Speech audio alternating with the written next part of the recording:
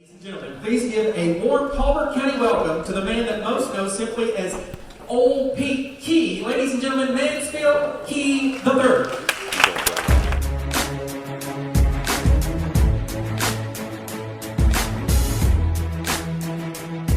Change. You gotta be willing to change. The most important question that I would ask every person in here to examine is, what is your why? What is your why? I know what you do. I probably know how you do it if you tell me what the job title is. But the question is, why do you do it? See, I know why I'm up here, see.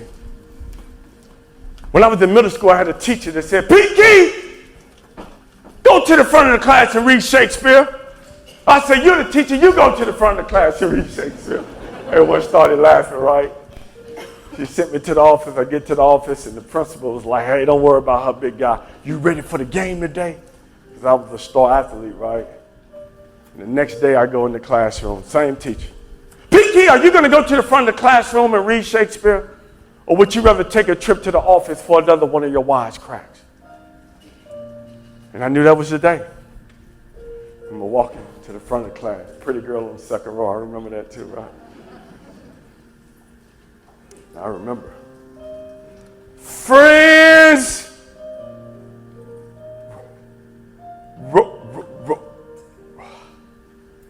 room, ma, in, co, you try, cunty,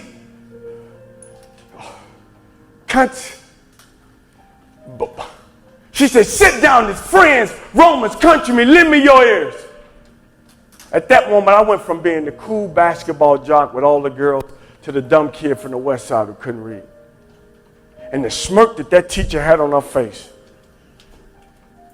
I went from being this happy-go-lucky kid walking around to this angry kid. Yeah, he can play basketball. He got girls, but he can't read. But I had one teacher. One caring adult. She said, Pete Key, what is this about you cannot read?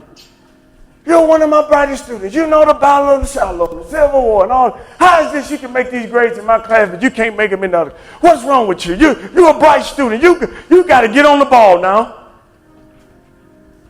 My name was Miss Stockard. And Miss Stockard, I just like the way you teach. I can remember the way the way you teach is so. And she was the first person who looked at me pretty much and said, if you can remember whatever you hear, but you cannot read, you have a gift. And she taught me, she said, if you could just hear yourself, you can make it. All you got to do is hear yourself. You record yourself on a tape or something and listen to yourself. And that's how I made it through school. People don't even know that's how I would read so I could hear myself, because I could remember whatever I heard, but I couldn't read. But if I could read and just hear myself, I could memorize what I heard. That's how I passed the test. Last year, I think it might have been August, coming out of a restaurant in Florence. See this man and this lady on a walker. I say, Miss Stockard, is that? She said, Pete Key, she said, one of my friends heard you at a church and say you've been doing some good talk. Say you told them about me and all of this. What is this about you? I said, Miss Stockard, you changed my life. You don't know what you did for I've been to Africa. I've been to Europe. I've been doing the Steve Harvey camp. I've been doing Bishop T.D. Jakes. I've been all over. I've been talking to educators and teachers, and I've been telling them, it's because of you. You changed my life. In middle school, this one teacher. And she said something. She said, I was just doing my job. She said, that was my assignment.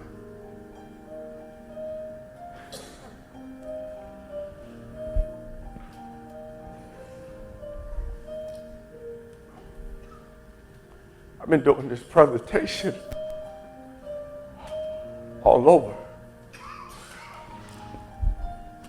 And I told her, forever close. I travel a lot. I'll be in Delaware tomorrow, and I'm usually just in a lot of different places, so I don't get a lot of chances to speak here in town. I said, from ever in town speaking to a group of teachers, I would love for you to share.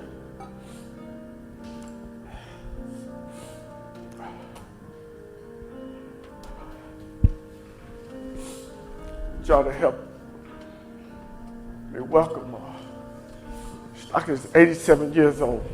Thank God.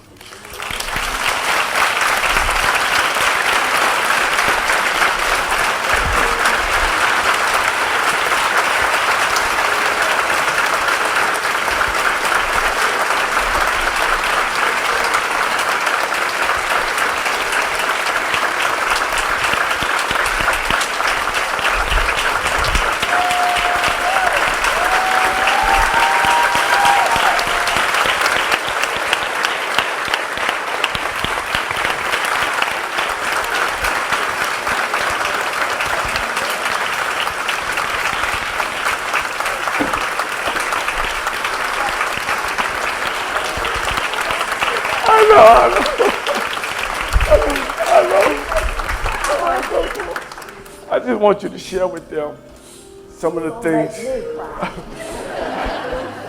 I mean, she's 87, and I wanted her just to share with you all some of the things. I wouldn't be here without her. I wouldn't be doing what I'm doing without her. You know, some of the things they used to say, that Stockard helped those little black boys from the west side, you know. But I just want you. So I just want you to share just some nuggets that could help. Maybe one teacher or principal, and some of the things that you did to become, because one of the things you said that you will be remembered. Yes. But you determine how they remember you. Y'all give it up for Miss Stockard. Make me look good, but to just show something you do that can have far-reaching effects. And really, I didn't realize, wherever you are, that I was helping him. I didn't know that until later. I had a boy in my class at Atherley. He was a nice boy. He was quiet. He sat on the back row, and he had the worst teeth. I don't mean rotten, I mean crooked, that you ever saw in your life. He couldn't stop. Well, it just so happened that the orthodontist in our town, Florence, he and his wife were our best friends. So I went to him and I said, buddy, something's got to be done. And I told him about this boy. I said, we've got to help him. And he said, well, what's his name? And I told him, and he just laughed. He said, oh, he's my patient. He's already been, his parents brought him to me a couple of years ago. It's just not quite time yet to pull some teeth and put the braces on. Oh, I'm so relieved. Then I saw him later where he worked, and he looked so nice. I didn't say anything. And then I had to go in there again, and after about the third time, I thought, gee, something I'm just going to tell Gary. That I had really worried about him, and I did. And he was shocked. He didn't know I'd ever tried to go to the vets for him. Well, I saw him last year, and he said, Miss Stockard, I teach a Sunday school class.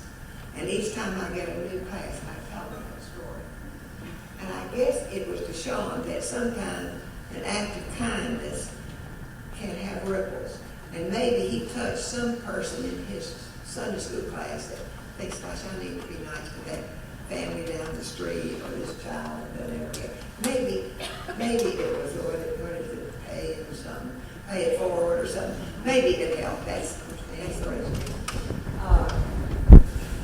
I was taking a paragraph in this boy that came the third time. And I said, give me the paper, damn it.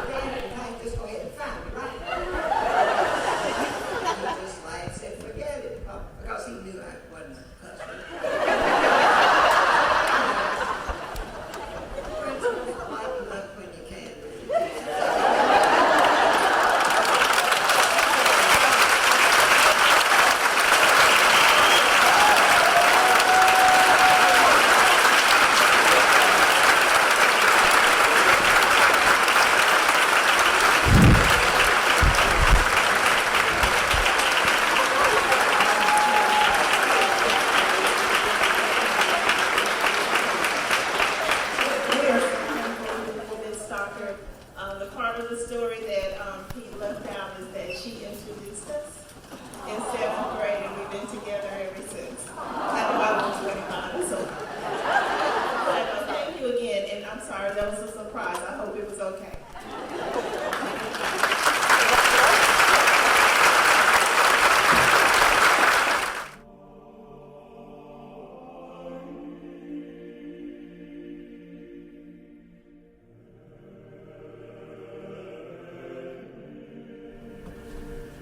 So if you can just give them hope.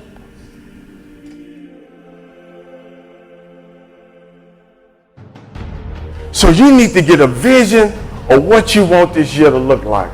What do you want this year to look like? The pressures of life come. You get crushed, right? And the thing about getting crushed is that before you ever get empty to get crushed, the first thing he wants to do is get you open. And kids are getting on my nerves.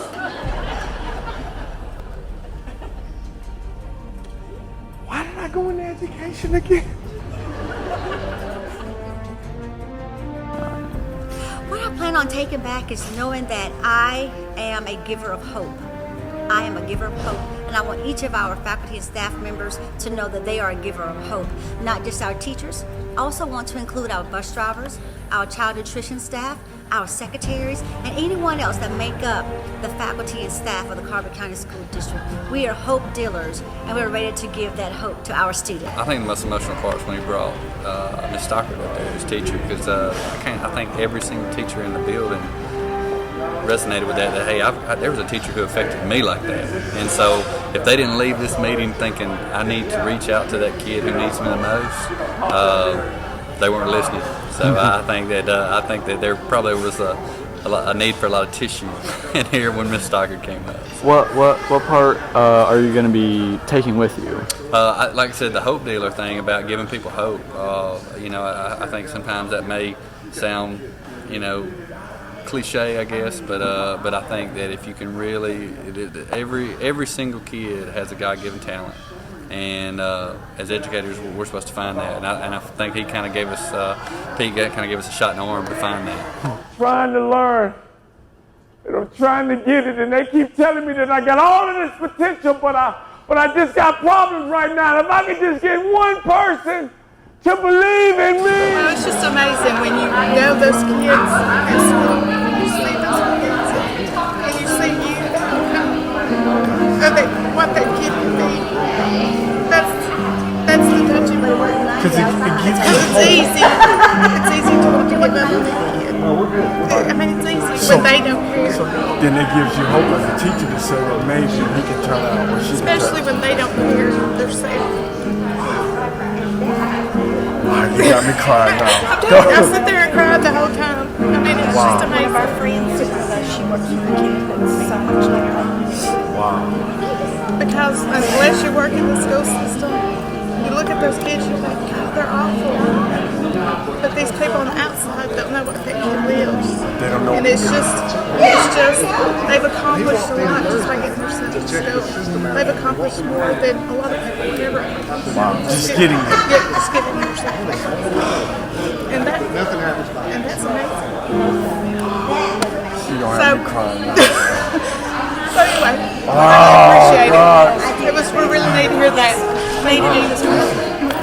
God, so we're going to have a great school year, right? Thank you for coming. Gotcha. Thanks. Y'all got me crying. But she said, I did that with my kids, and I said, yes, because she was part of God's story, but she's part of your story. And he put her there just to pull you along. And I'm telling you what, he put you here to pull us.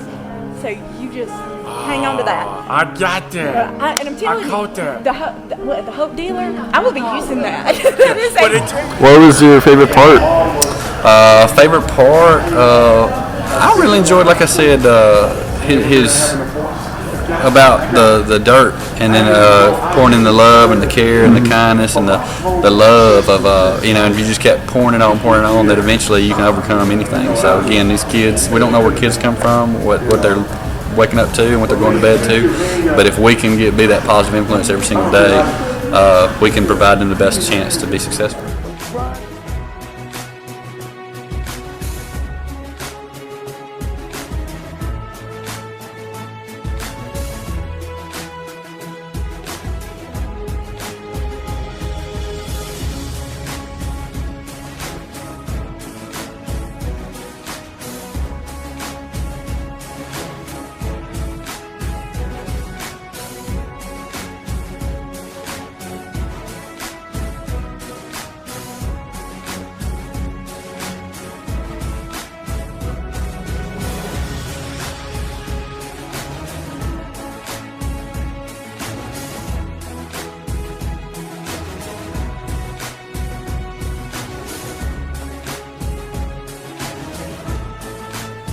Someone's destiny is tied to mine.